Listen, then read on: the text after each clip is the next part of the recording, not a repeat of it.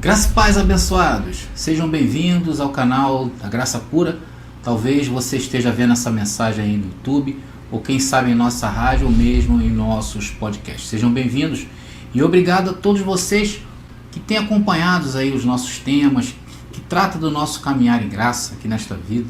E quando falamos em graça, segundo o contexto, ela é usada e pode significar várias coisas. Por exemplo, a graça, segundo o dicionário da língua portuguesa, significa que é um favor que dispensa ou recebe, né? Mercê, ou seja, a graça é uma dádiva. A palavra graça, segundo a teologia do sistema religioso, olha só, é o dom que Deus concede aos homens e que os torna capazes a alcançar a salvação. Isso aí a gente já descarta logo, ok, abençoados? Há também o significado de elegância, de leveza, de formas, né, ou de movimento, graciosidade. Por exemplo, quando falamos de uma dançarina, quando ela dança graciosamente. Há muitos significados para a graça, mas para nós que estamos no Evangelho de Cristo ressuscitado, o Evangelho da incircuncisão, o Evangelho dado ao apóstolo Paulo de Romanos a Hebreus, nós entendemos que graça é o tempo que substituiu a lei depois da cruz. E esse tempo, ele vem com grandes mudanças no mundo, como acesso ao reino de Deus, a paz com Deus, o fim do pecado, a destruição do diabo e várias outras evidências que hoje em graça gozamos, não é verdade? E o tempo da graça vai até quando? Abençoados, enquanto tiver um filho de Deus dentro desse plano, dentro de uma carne sapecada por esse mal, terá que haver graça. Ou seja, a graça está de pé. E é através dela, da sua graça, que temos acesso às maravilhas desta doutrina que é revelada. Por exemplo, da que nós estamos tratando, que é a predestinação. E por que em graça eu tenho que saber da predestinação? Porque isso, abençoado, te traz segurança para você viver nesta vida. Eu falo que a predestinação é como se fosse um seguro de vida e o mais perfeito já criado. Porque uma vez que nos é desvendado, que uma vez salvo, sempre salvo, começamos o quê? A entender os benefícios da graça.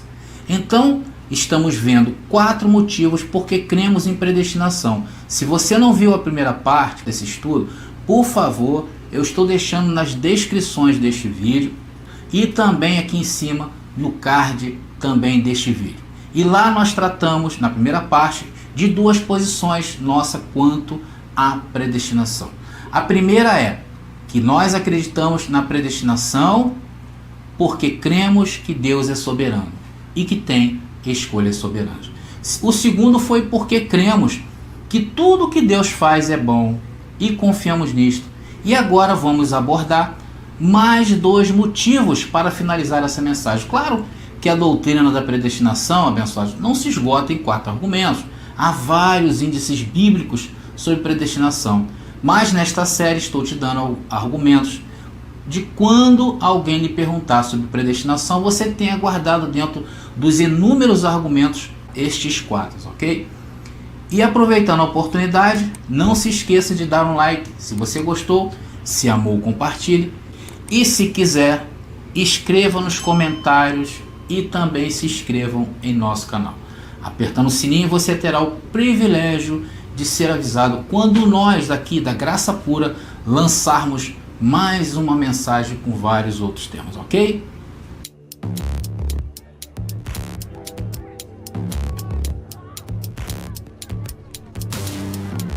Bom, vamos ao terceiro motivo pelo qual cremos na predestinação, que é a salvação pertence a Deus. Abençoados, a teologia humana diz que graça é o dom que Deus dá aos homens de alcançar a salvação. É uma expressão bonita, mas tem que ser bíblica. E agora, onde o homem arrumou isso? Abençoados, eu já falei, o livre-arbítrio que o homem arrumou na Bíblia parte de conjecturas humanas. E não existe na Bíblia, ok? A princípio, o homem não tem participação nenhuma em sua salvação espiritual. E o resumo em relação à salvação é que ninguém vem a este mundo sendo filho de Deus está contando com as coisas deste mundo para ser salvo, como obras, como comportamentos. Não, a salvação não se advém destas coisas. O que há é um plano predestinado por Deus para que passemos por esta vida e aprendamos de Deus a sua soberania, e não um plano em que viríamos para cá dependendo, conforme eu falei, dos nossos comportamentos, e através dele se salvaríamos ou não. Agora eu vou mostrar apenas um dentre os muitos onde Deus fala que a salvação é dele, ok? Jonas capítulo 2, versículo 9. E tem um detalhe, abençoados, essa passagem que eu vou ler agora, Jó estava falando de um livramento carnal, quando este saiu do ventre do peixe intacto. Vamos ler. Mas eu te oferecerei sacrifício com a voz do agradecimento, e que votei, pagarei. Do Senhor vem a salvação. Se Deus é responsável pelo escape ou pela salvação das coisas desta vida, muito mais tem responsabilidade direta nas coisas espirituais. Concordam comigo? Sim ou não? Claro que sim, né? Se Deus, no âmbito material, no âmbito da carne, Deus tem um plano direto conosco, muito mais tem um plano espiritual, no qual nós não teríamos como fazê-lo, ok? Então, abençoado, a salvação das coisas desta vida é também das coisas espirituais e vem de Deus e está guardada com Ele, como registra em João capítulo 10, versículo 27 ao versículo 28, que diz: as minhas ovelhas, olha aí, ouvem a minha voz, e eu conheço-as, e elas me seguem, e dou-lhes a vida eterna, e nunca hão de perecer, e ninguém as arrebatará da minha mão, nem você. Porque se você pudesse um dia ser arrebatado das mãos do Senhor pela sua vontade, Deus deixaria de ser Deus. Será que alguém, depois desta versão ou deste verso que eu li, tem a ousadia de dizer que você pode sair das mãos de Deus, abençoados? Existe isso? Claro que não.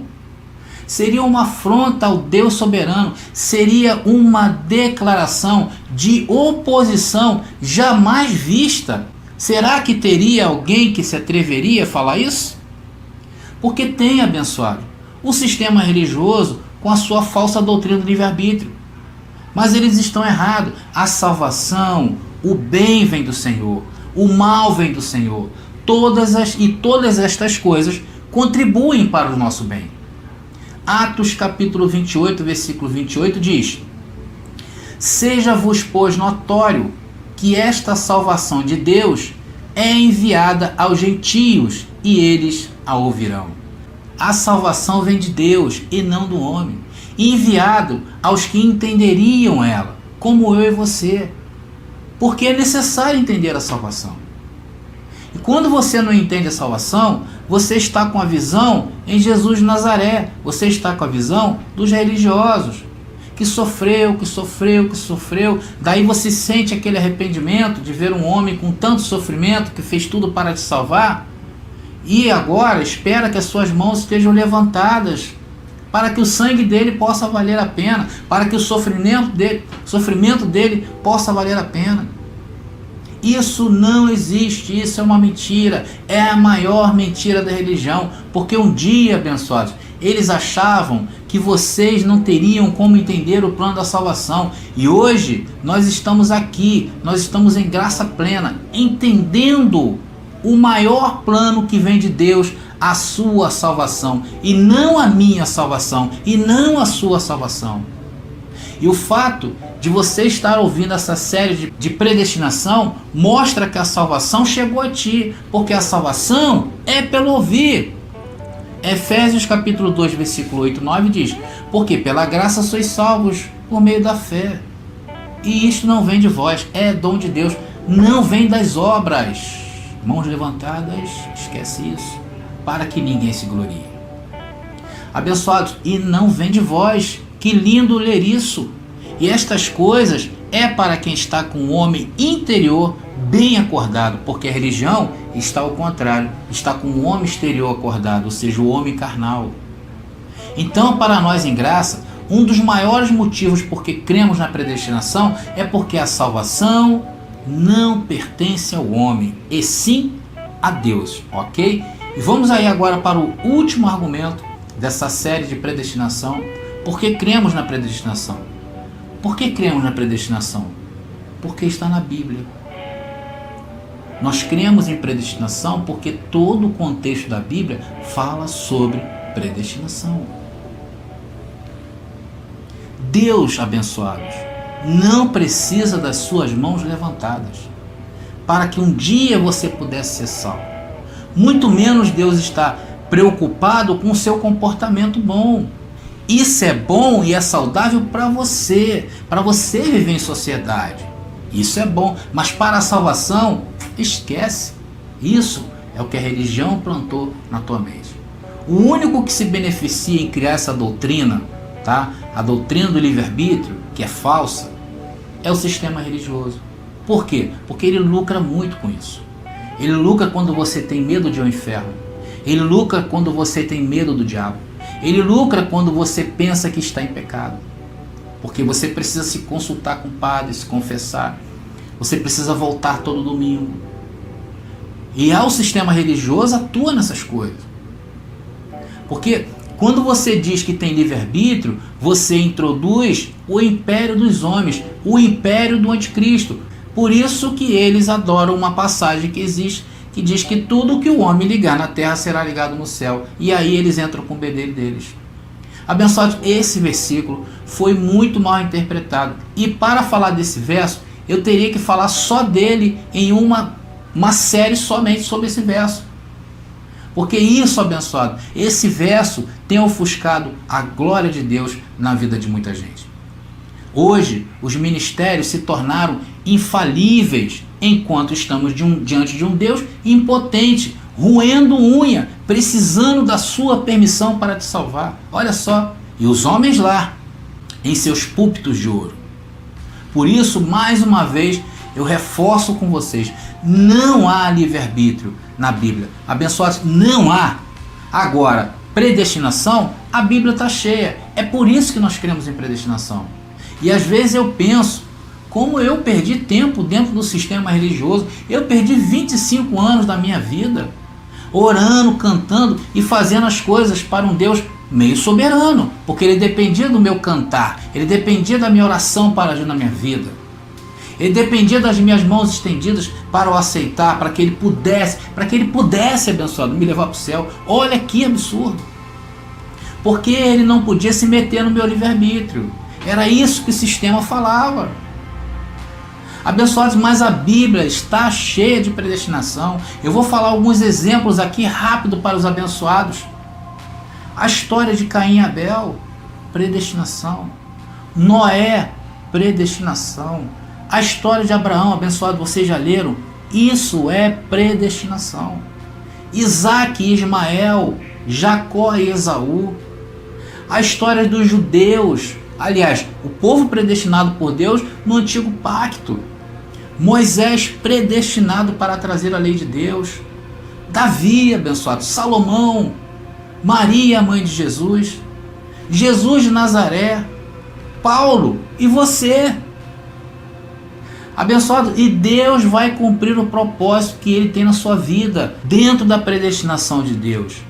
E hoje você dá um passo na frente e pode dizer para o mundo por que você acredita na predestinação. Por que você acredita na predestinação? Porque primeiro, nós cremos num Deus soberano. Segundo, porque confiamos em Deus. Terceiro, porque a salvação pertence a um único Deus. E quarto, porque na Bíblia tem respaldo em todo o seu contexto sobre predestinação. Isaías 46:10, lembrando, diz: e farei, o Senhor falando, e farei toda a minha vontade, não a sua vontade. Abençoado, Deus não te escolheu à toa. Deus não te predestinou à toa. Você é muito especial. Deus tem um plano maravilhoso na sua vida. E para finalizar, às vezes é comum pintar uma dúvida, abençoados, mas não receba essa dúvida. Isso é carne. Deus é fiel. Pronto. Ele é mais fiel do que todos os seres humanos. Não tem nem como comparar. E para finalizar, eu citei todos aqueles nomes que foram nomes de grandes personagens na Bíblia, para te mostrar que a predestinação está em toda a palavra. Agora, podemos ler com clareza de entendimento, ler e recitar versículos que tratam desse tema tão lindo. Atos capítulo 4, versículo 28 diz: para fazerem tudo o que a tua mão e o teu conselho tinham anteriormente determinado, predestinação que se havia de fazer.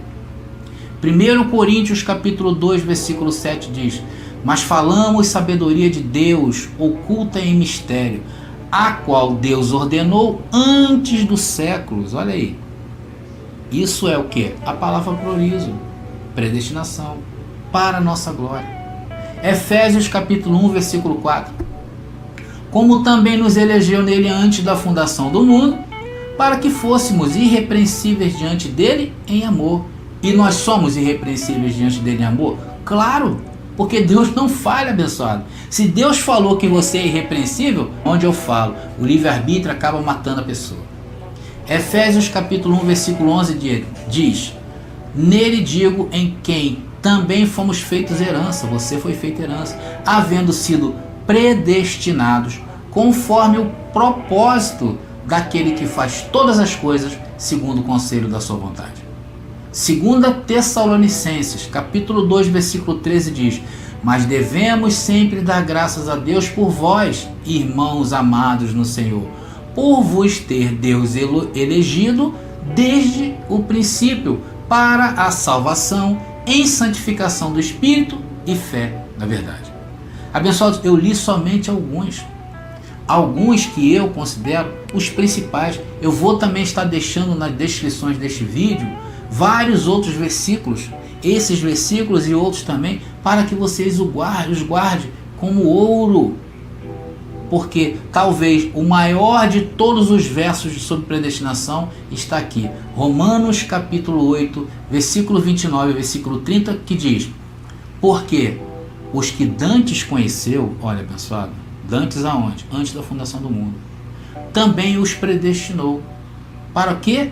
Serem conformes à imagem de seu Filho. Abençoado, você tem a imagem de Cristo ressuscitado, a fim de que ele seja o primeiro ou o primogênito entre muitos irmãos. E a estes que ele predestinou, ele também chamou. E aos que chamou, a estes, quem chamou? Foi a sua mão levantada ou foi Deus? A estes chamou. E quem a estes chamados, ele justificou na cruz. E aos que justificou, a estes também glorificou. Abençoado, você é igual a Cristo Jesus. Por isso que eu uso a expressão e eu chamo nós de Cristo andantes, porque somos Cristo andantes. A você também.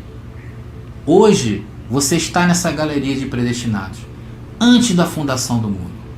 E agora eu encerro essa mensagem, essas duas partes grandiosas para a vida de vocês.